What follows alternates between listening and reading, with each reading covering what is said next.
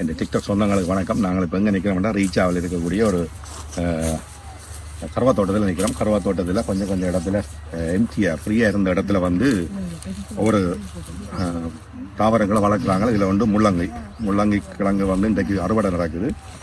பெரிய அளவில் நீங்கள் நினைக்கிற மாதிரி அந்தர் கணக்கில் இல்லை, 100 கிலோ கணக்கில் தான்.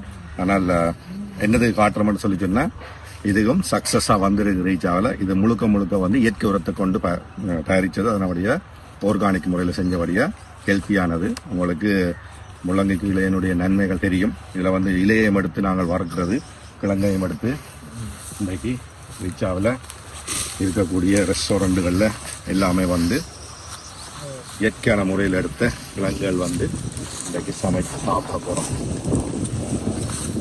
அம்மாக்கள், அக்காக்கள், தம்பியாக்கள், அங்கஜாக்கள் எல்லாம் வந்து அறுவடையில் நிற்கணும். பார்த்தீங்கன்னா தெரியும், மிக சிறப்பாக வந்திருக்குது.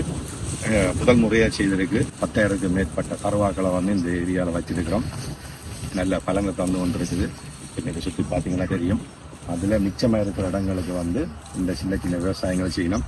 ரீச்சாவில் ஒரு குறிக்கோள் இருந்தால் 1 சதுர மீட்டர் நிலம் கூட வீணாக்கக்கூடாது.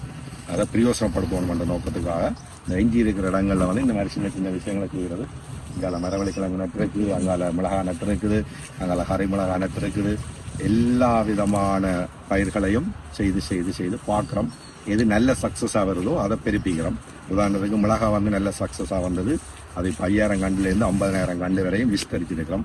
கருவா நட்டு நாங்கள் சக்ஸஸாக வந்தது 2,000, 3,000லேருந்து 10,000 கருவா கண்டு வரையும் வச்சிருக்கிறோம். அந்த மாதிரி ஒவ்வொரு விஷயத்தையும் வந்து நன்மையாக வரக்கூடியதை பெருசாகி கொண்டு போகிறோம். மீண்டும் ஒரு வீடியோவில் சந்திப்போம். தேங்க்ஸ், பாய்.